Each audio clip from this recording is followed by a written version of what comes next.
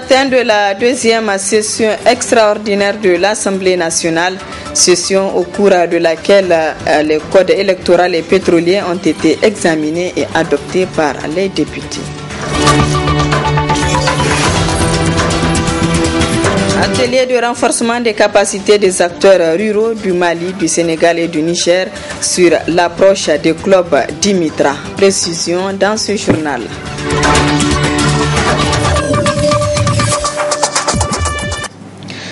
Mesdames, Messieurs, bonsoir, bienvenue à cette grande édition d'information sur la télévision Labari. Clôture ce matin à l'hémicycle de l'Assemblée nationale de la deuxième session extraordinaire, une session au cours de laquelle les députés nationaux ont examiné et adopté le code électoral et pétrolier. Le résumé avec Adam Ousmana et Ibrahim Abdou. Après près de 2 semaines de riches et intenses débats, les députés nationaux arrivent ainsi au terme des travaux de la deuxième session extraordinaire du Parlement au titre de l'année 2017. Une session durant laquelle les élus nationaux se sont penchés sur 2 points, à savoir les codes pétroliers et électoraux. Parlant de ces derniers, le président de l'auguste institution a souligné la place stratégique qu'il occupe dans la conduite de notre processus démocratique. En effet, pas de citoyen qui ne soit conscient de la nécessité d'avoir un référentiel clair et précis en matière d'élection afin de prévenir toute suspicion, voire tout désordre post-électoral. Cependant, chacun sait également qu'au-delà des textes, tant que les élections sont assimilées à une bataille pour la vie, tant que le combat électoral est assimilé à un affrontement entre individus, aucun texte, aussi beau soit-il, ne peut nous être utile.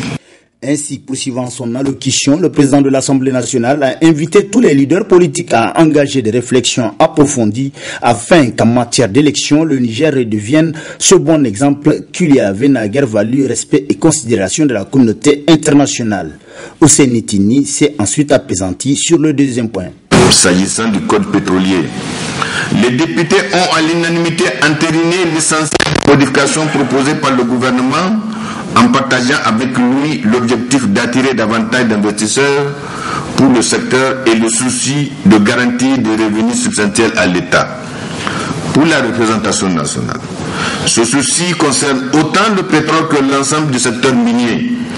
Il faudrait rentabiliser au maximum l'exploitation des ressources non renouvelables pour donner un réel envol aux autres secteurs, afin qu'à terme, ils puissent créer les moyens de leur autodéveloppement. Ces recettes devront donc être investies autant dans les secteurs productifs que dans les programmes de développement sociaux. Notons qu'en marge de la clôture de cette deuxième session extraordinaire, les élus nationaux se sont retrouvés à l'hémicycle pour une journée d'information parlementaire avant les vacances bien méritées. Demain, jeudi 3 août 2017, le Niger va commémorer le 57e anniversaire de la proclamation de l'indépendance.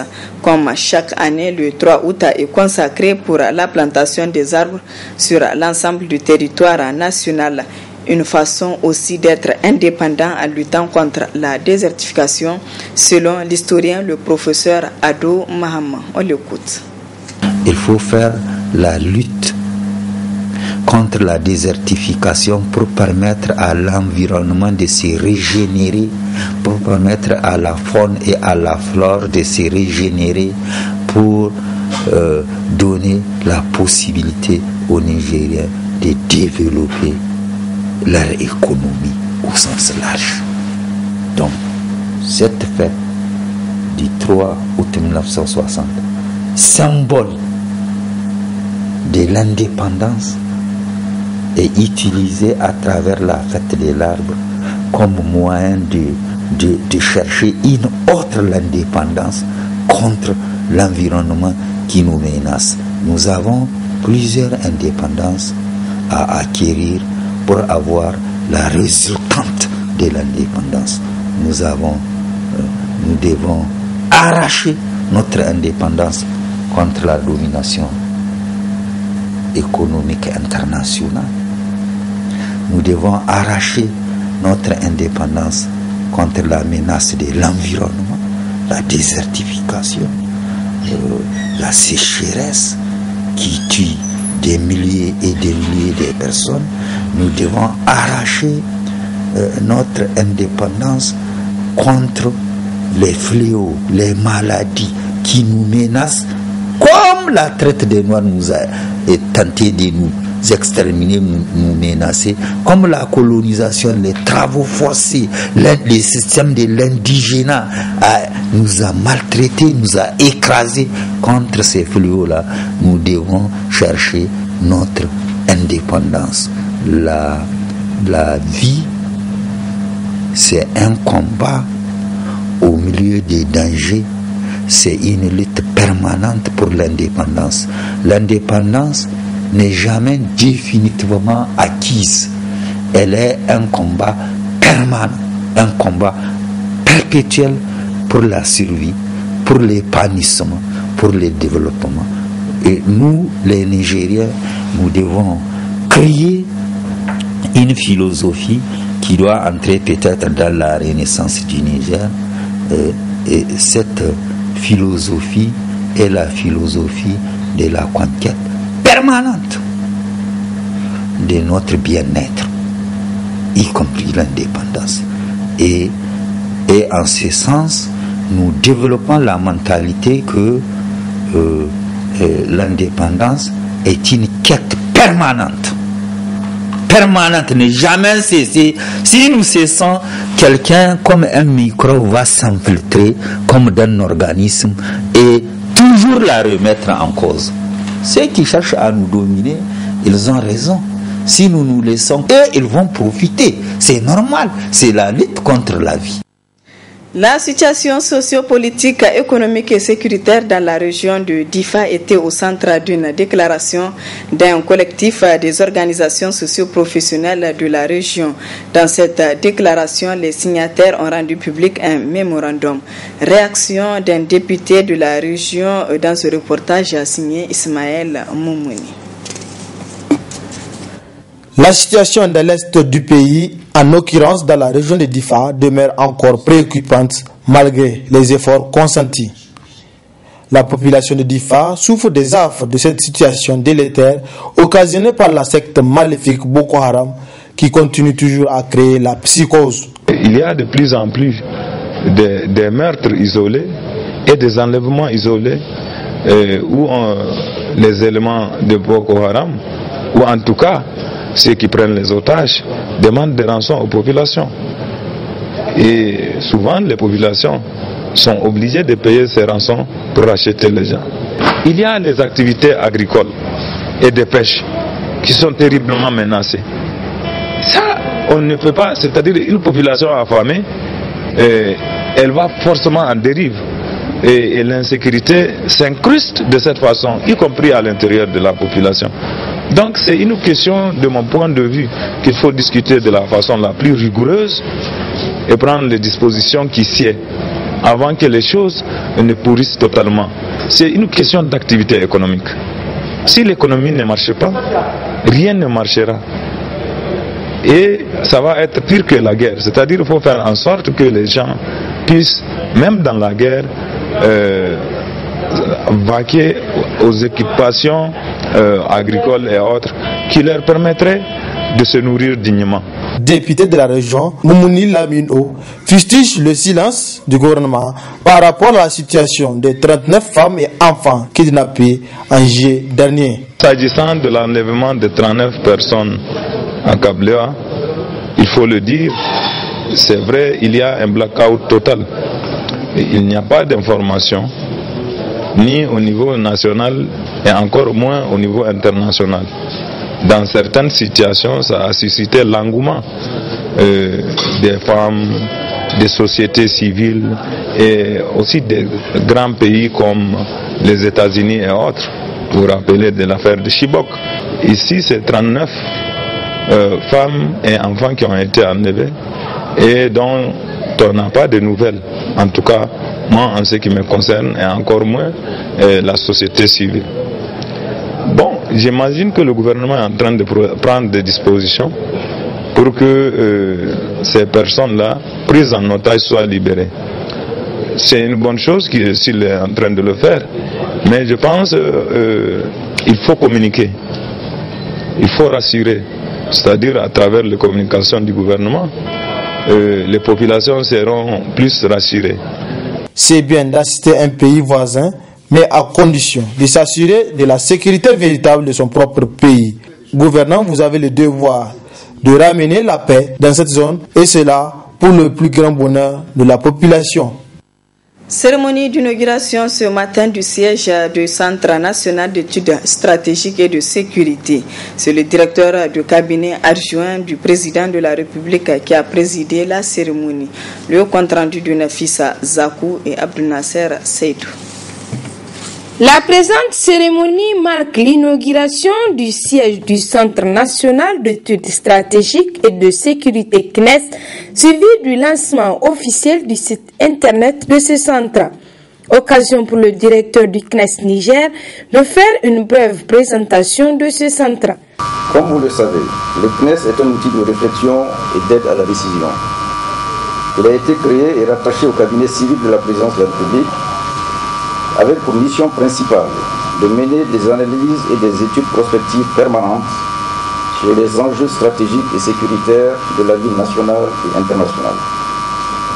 À cet égard, le centre vise entre autres comme objectif de procéder à une évaluation globale des questions stratégiques et sécuritaires, de mener des réflexions dans le domaine des relations internationales, des questions de défense et de sécurité, leurs évolutions et leurs implications sur le développement national, de faire des propositions sur les moyens d'action permettant d'anticiper et de faire face aux événements et d'impulser toute initiative de nature à préserver l'intérêt national et renforcer la paix et la stabilité, de faire des études, des recherches et des formations à la demande des services et des institutions publiques. Depuis sa récente création, plusieurs activités ont été réalisées par le CNES, parmi lesquels nous pouvons noter l'organisation les 25 et 26 juillet 2016 du colloque de lancement du centre qui a porté sur le thème « Regard croisé sur les enjeux d'une prospective stratégique pour le Niger ». La première session du conseil d'orientation qui s'est tenue le 9 mars 2017, l'organisation d'un séminaire de renforcement des capacités des cadres diplomatiques et des officiers supérieurs des FDS le 14 mars 2017, l'organisation conjointe avec la Fondation Konrad Adenauer le 19 avril d'une table ronde thématique sur les capacités nationales et régionales à développer face aux menaces sécuritaires émergentes, suivi du lancement du livre consacré à l'état des lieux en Afrique de l'Ouest. Dans son discours d'inauguration, le directeur du cabinet adjoint du président de la République a souligné l'importance du CNES dans le dispositif sécuritaire du Niger. Fruit de la vision et de la volonté du président de la République, chef de l'État, son Excellence M. Issoufou Mahamadou, le CNES est un outil important dans le dispositif sécuritaire de notre pays, en proie aux menaces nouvelles liées entre autres au phénomène du terrorisme islamiste, à la radicalisation et l'extrémisme violent ainsi qu'à la criminalité transnationale. Le CNES, à travers ses objectifs, permettra donc d'alimenter la réflexion stratégique et de stimuler l'action pour la sauvegarde des intérêts fondamentaux de notre cher pays.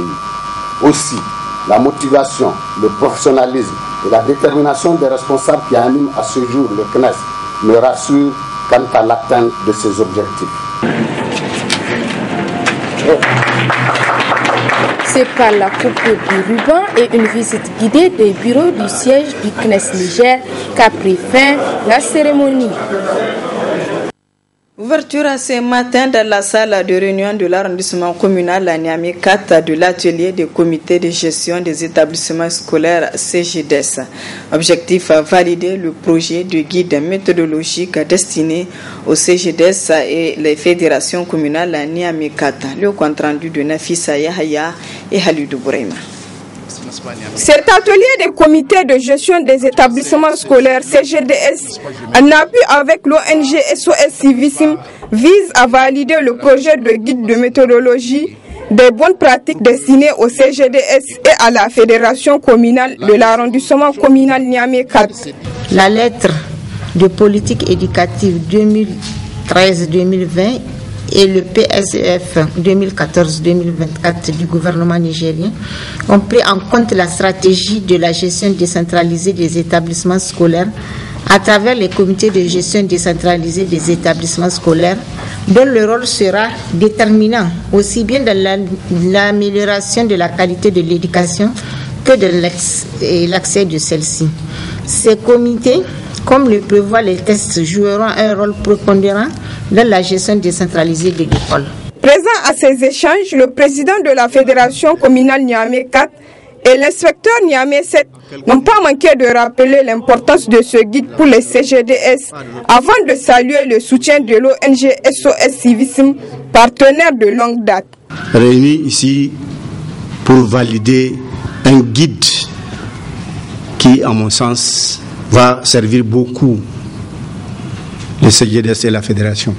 Et ce guide, je souhaite que dans le nouveau partenariat, qu'il en soit de même pour les autres fédérations de la région de Niamey. Je demande encore aux participants de bien suivre aux consultants pour la validation d'un tel document. C'est une longue marche, n'est-ce pas, qui a été couronnée par beaucoup de formations. Et aujourd'hui, nous sommes, n'est-ce pas, au couronnement final, qui est la validation du guide méthodologique. Ce guide méthodologique, au-delà de la FC CGDS, n'est-ce pas, Niamey 4, doit être, n'est-ce pas, les autres fédérations doivent, n'est-ce pas, s'en approprier pour que ça puisse faire école. Encore merci, n'est-ce pas, à SOS Civisme, parce que c'est une première expérience.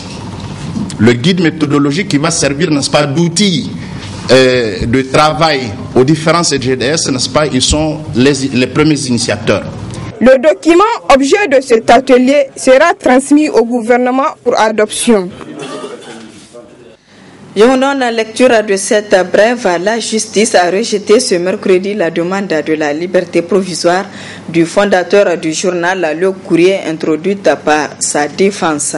Ali Soumana est poursuivi pour soustraction d'une pièce d'un dossier en cours d'instruction. Il est placé en mandat dépôt à la prison civile de Kolo. Début ce matin d'un atelier de renforcement des capacités des acteurs ruraux du Mali, du Sénégal et du Niger. Cet atelier est axé sur l'apprentissage de l'approche des clubs Dimitra dans le cadre de la coopération Sud-Sud. Le compte-rendu de Abdel Razak Léo et Sadou Demi.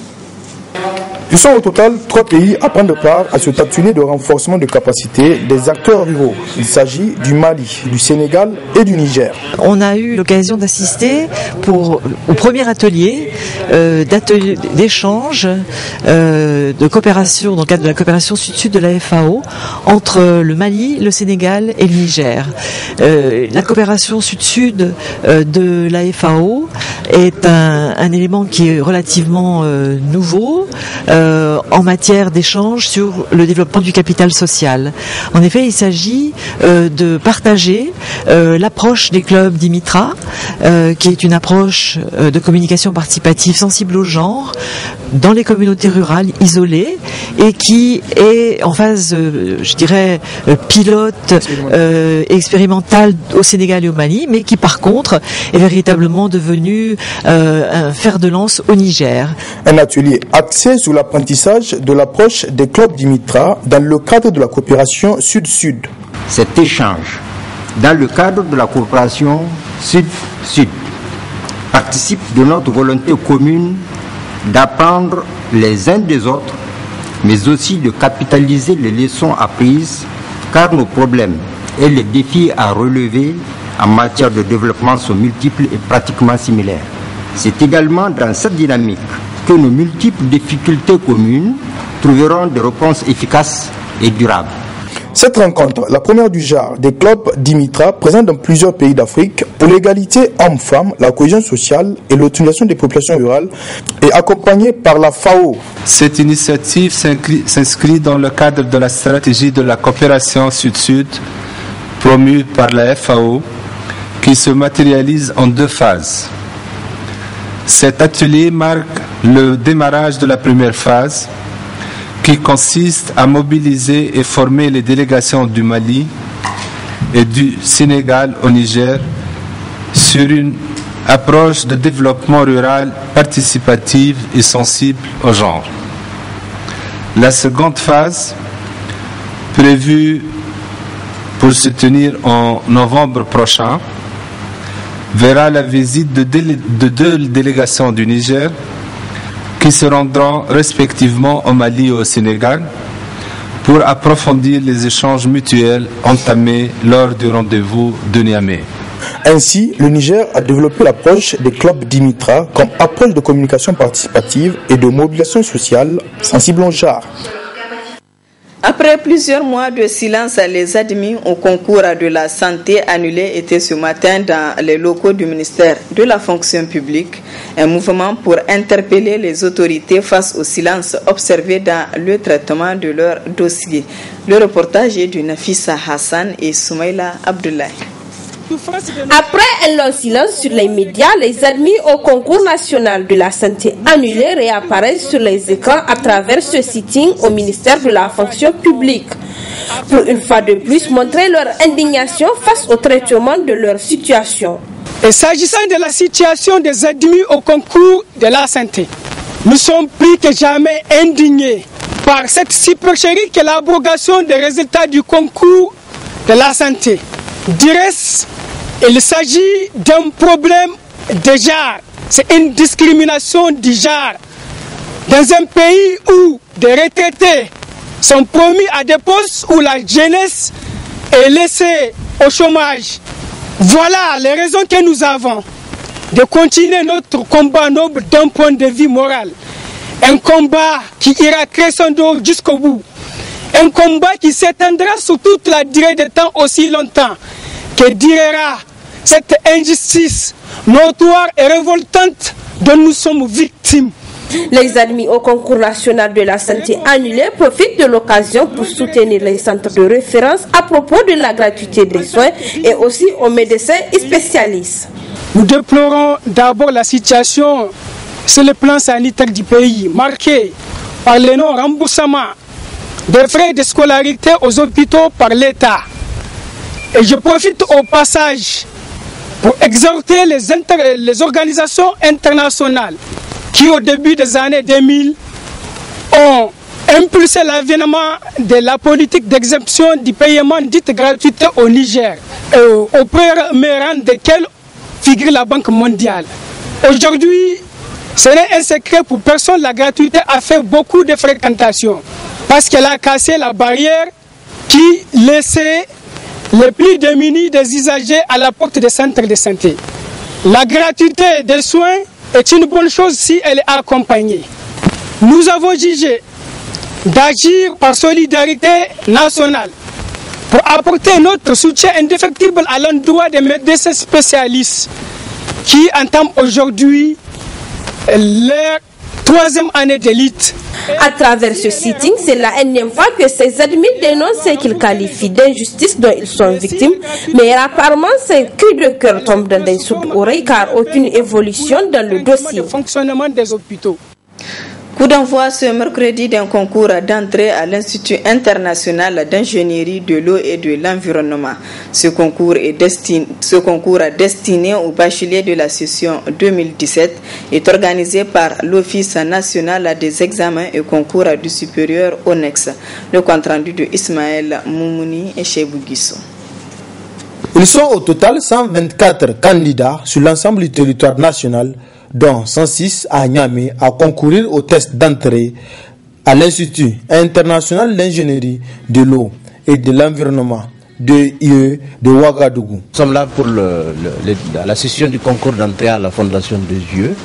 Donc nous reprenons cette habitude qu'on avait rompue depuis un certain temps. Ce concours se fait à l'image de toutes les écoles interafricaines, comme l'EAMO, le CESAG, l'ESMT de Dakar, et aussi des grandes écoles comme l'NSP de Yamoussoukro.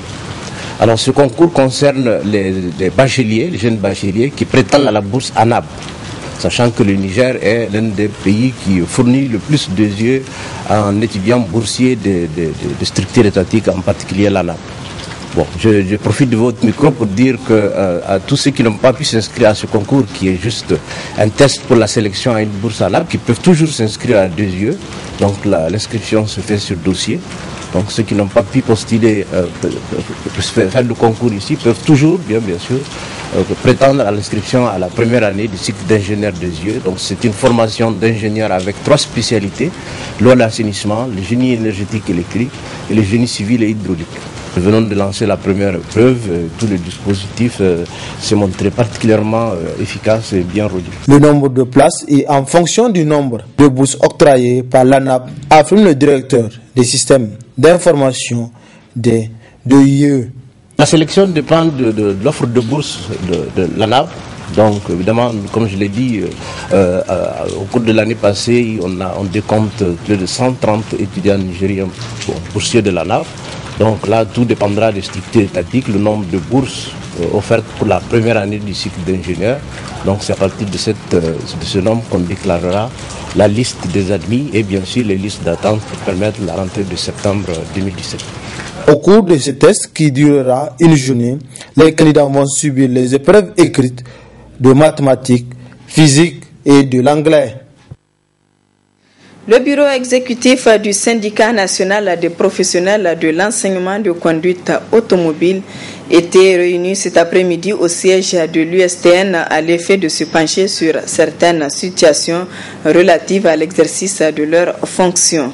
À travers une déclaration rendue publique à l'issue de cette rencontre, le Ben Saint-Maïe fustige certains comportements de leur ministère de tutelle et dit rester vigilant pour préserver les acquis sociaux. Un extrait de la déclaration lu par Yawole Maïdouka, il est le secrétaire général du Saint-Maïe. Fustige l'abandon de l'une des attributions du ministère des Transports, qui est de concevoir et de mettre en œuvre la politique sectorielle en matière de transport.